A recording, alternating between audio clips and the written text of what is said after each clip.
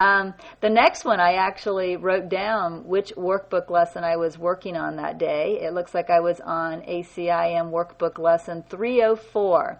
We are at Tuesday, February 22nd. So, I was probably, I think when I started hitting the 300s, I was almost amazed. Wow, I've stuck with it this long. I'm sure some of you have had that experience. Wow, I'm in the 300s and I'm still doing it. I haven't quit yet. So I was on workbook lesson 304. Let not my world obscure the sight of Christ. So it looks like I had a question for the Holy Spirit. So let's see what I asked. Let not my world obscure the sight of Christ. What would you have me learn or realize from today's lesson? I will learn anything you want me to learn. Now, before I get into the answer, I actually want to talk about the question, because the question is a wonderful example in itself. And in fact, I believe I started doing this with the rest of the workbook lessons, asking this question, which really opened me up to receiving a lot of insight from the Holy Spirit. But it's really interesting, that last sentence, I will learn anything you want me to learn. That's a thought that is kind of important whenever we want to connect with the Holy Spirit and receive guidance from the Holy Spirit. If there is a thought in our mind about what we want, if we want an answer to a problem and we believe that it is, a certain problem and the answer must look sort of like this. For instance, I believe my problem is a financial problem and the answer should be some type of answer about money coming in, because since it's a financial problem, the answer must involve money coming in. That kind of a thought is actually a block to receiving guidance, because I've already defined what the problem is and I've already defined what the answer must look like. And not only that, I've defined it with the ego. I've defined it within the realm of illusion. Whenever we want to ask the Holy Spirit for guidance, it's perfectly okay to share our perspective.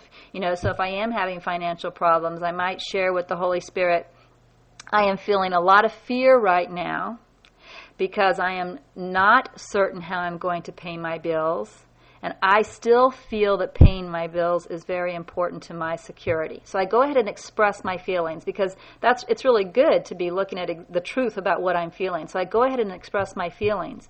But then my next statement to the Holy Spirit would always be, what would you share with me? I leave it completely open for the Holy Spirit. I don't ask the Holy Spirit, how are you going to help me solve this problem that I've defined?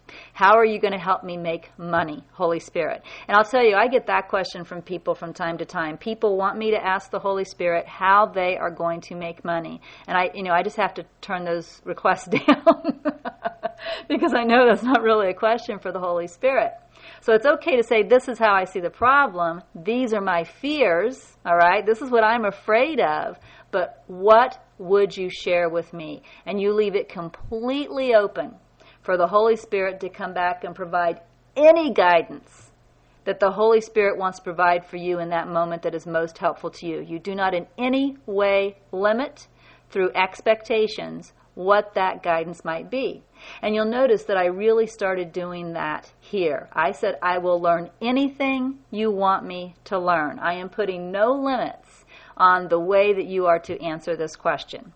And I think this is the first time I started doing that, but I started doing that as a habit after this. And if you look at a lot of my questions and answers with the Holy Spirit since then, you'll see that a lot of them are just, what would you share with me? Here's the problem. Now, what would you share with me? And lots of times the Holy Spirit comes right back and says, you're looking at the problem wrong. You're wrong, Regina. Let's look at how you're wrong. And that's my answer. My answer isn't, here's how you're going to make money.